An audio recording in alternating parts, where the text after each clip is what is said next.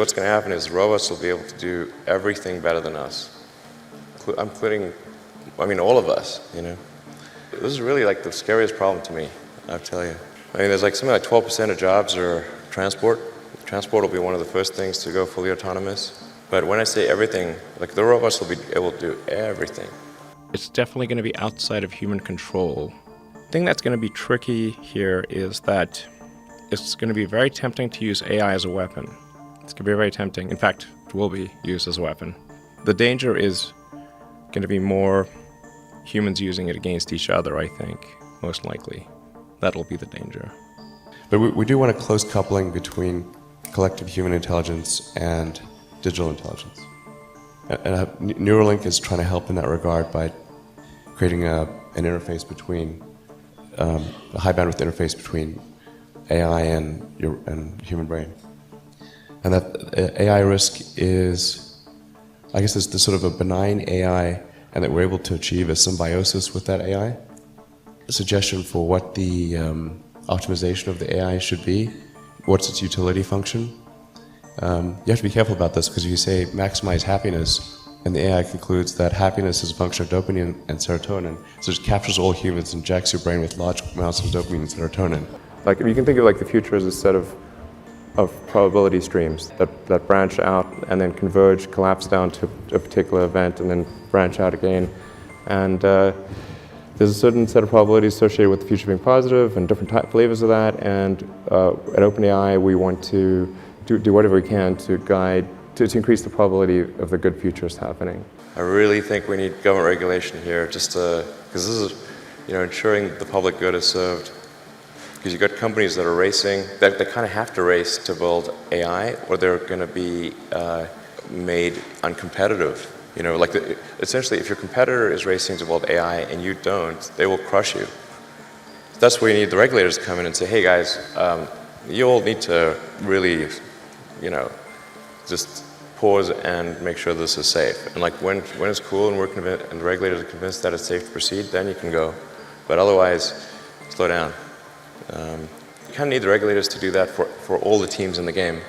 I am concerned about certain directions that AI could take that would be not good for the future.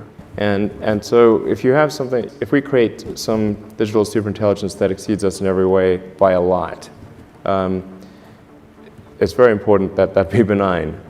And so I think it's important, if we have this incredible power of AI, that it not be concentrated in the hands of a few and potentially lead to a world that we don't want. So I think if we can effectively merge with AI by improving that the neural link between your cortex and your digital extension of yourself, which already, like I said, already exists, just has a bandwidth issue, and then effectively you become an AI human symbiote, and if that then is widespread with anyone who wants it can have it, then we solve the control problem as well.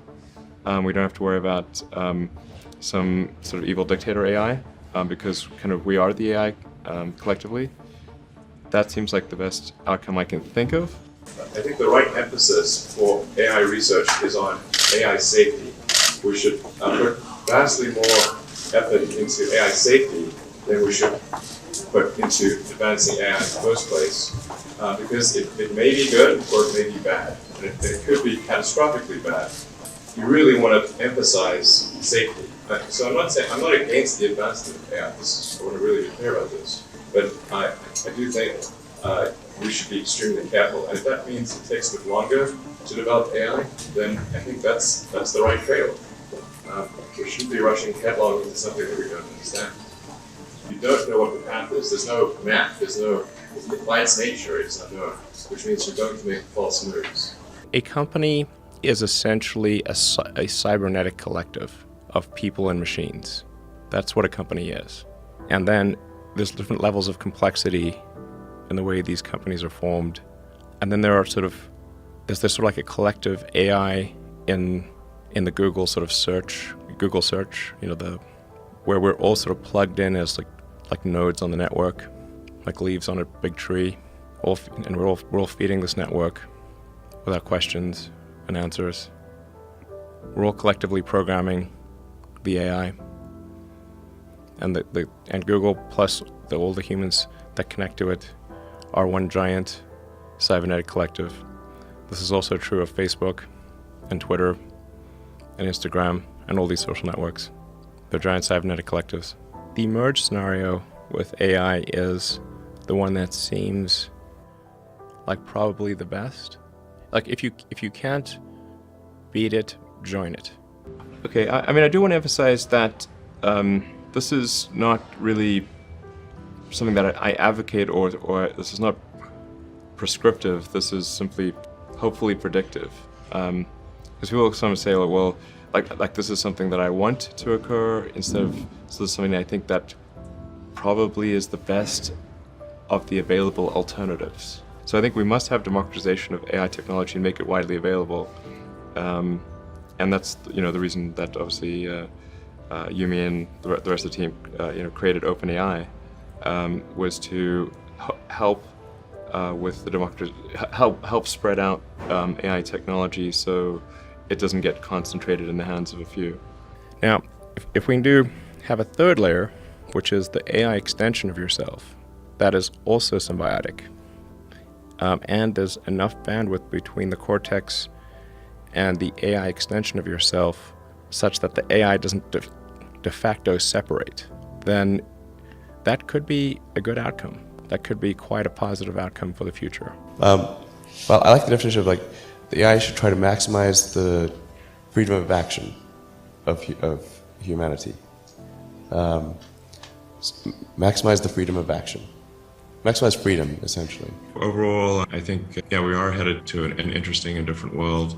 And I hope that we can remember that we're all human beings, and let's just try to have as positive a relationship as possible and work towards mutual prosperity of humanity as a whole.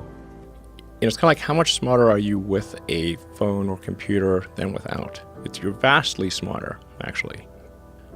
That phone is an extension of yourself. It's just that the data rate, the rate at which, or the communication rate between you and the cybernetic extension of yourself, that is your phone and computer, is slow. It's very slow.